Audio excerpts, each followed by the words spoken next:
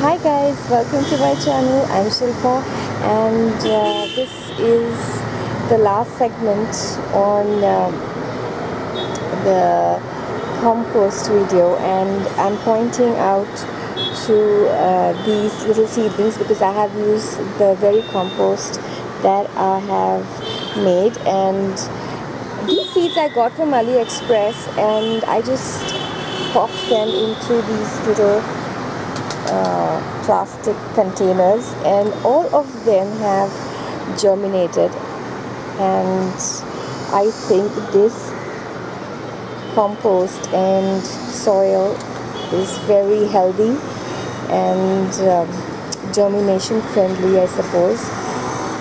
And all of them have germinated.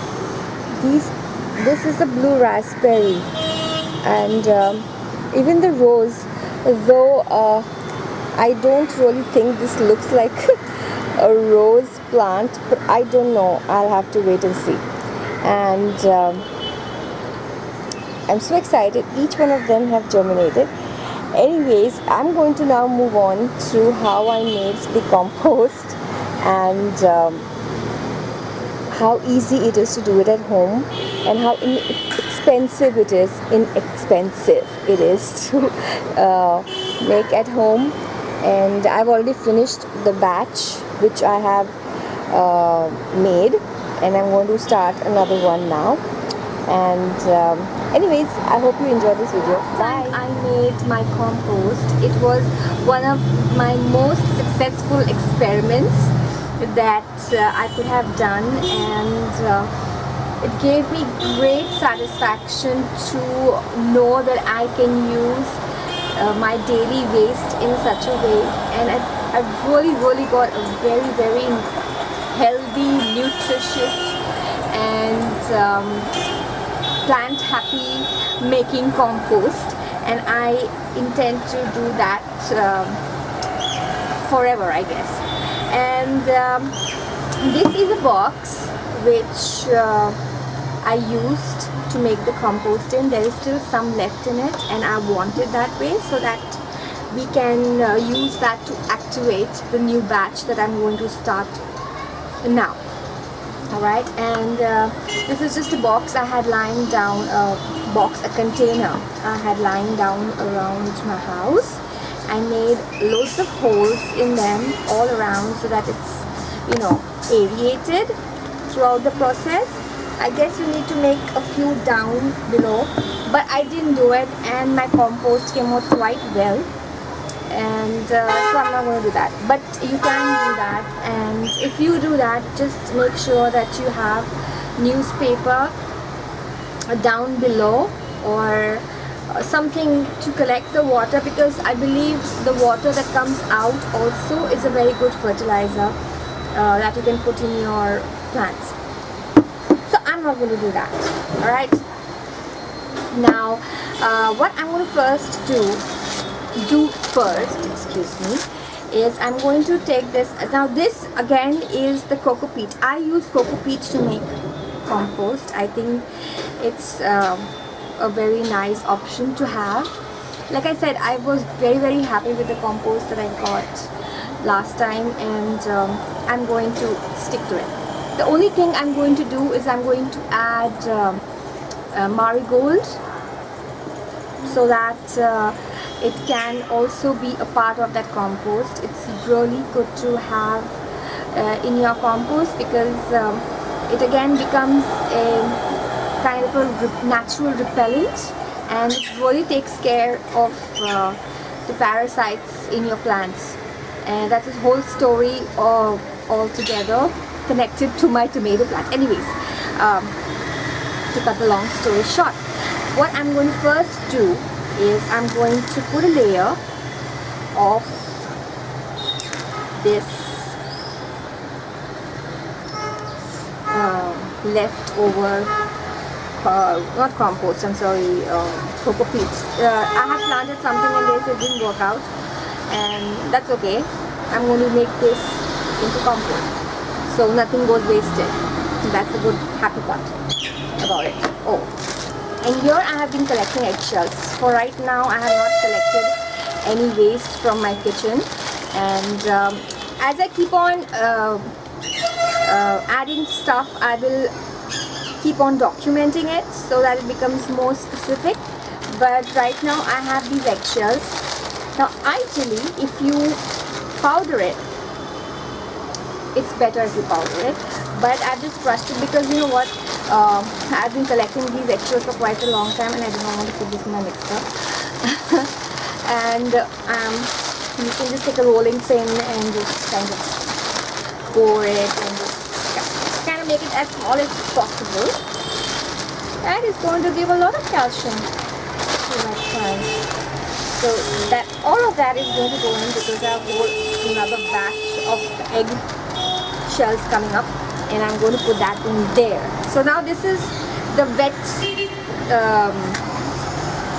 part of the compost, okay? And I'll be adding a lot more into it. By the end of the day, I'll collect vegetable peels and stuff like that. I've still got a lot of cooking left to be done, and once I clean my kitchen at night, I will take all that and I'll put it over this, into this, and then I'll take more of this and put it all over it. So there'll be a layer on top of another layer, and of course I will also be adding curd, so that the process is activated. Okay, so until next time, or until the next time I do something else with this. Bye. I can't help saying bye through the camera, I don't know why. I forgot to mention, when you have this container, you need to have a box like that, which should have no holes. You need to cover it so that it can cook inside. Okay? Okay, so I'm just going to show you, give you a brief of how I kind of fill the compost bin which I have made. And this is the waste product. I wouldn't call it waste because it turns into black gold literally, but I save this. Ideally what I do is at the end of the day, I collect all of this and then I put it into the compost. And since I had to shoot this during the day, I'm sorry, I kind of put it in the refrigerator, and this is what it is. It's mostly vegetable and fruits. So the smaller you cut it, the smaller the pieces of your vegetable waste, the faster the compost is created. Okay, so now it's time to face my fears because I don't know what's happening in there. I need to give it a stir, and oops, I am terrified of maggots, hence they're all okay. This is the only part which I don't like about composting, but it's all right. And I guess this will be my final batch of putting in stuff.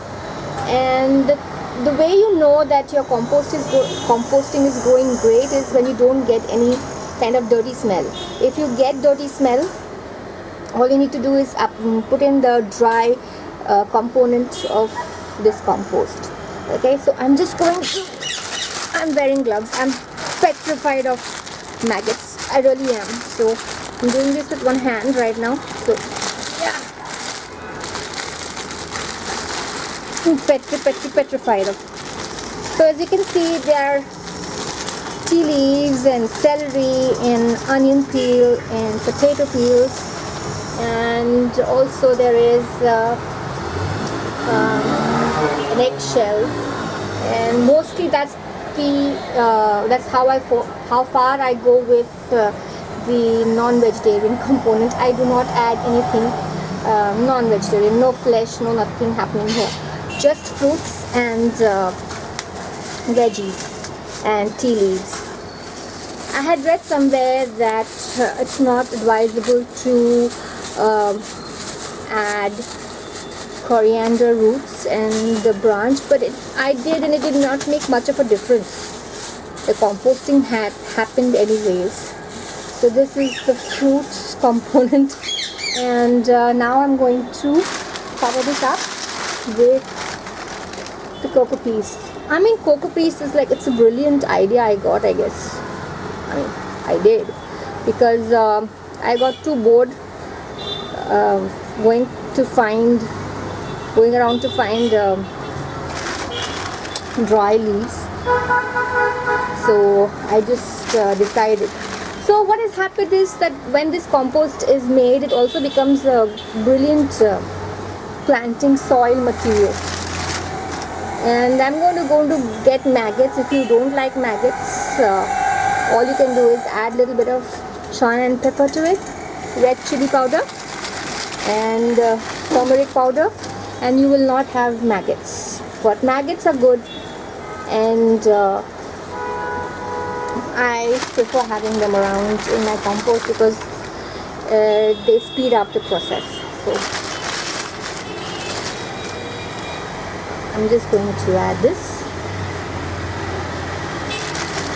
and because coco-peat is such an absorbent material, it absorbs all the liquid, and that makes my life a lot easier. So every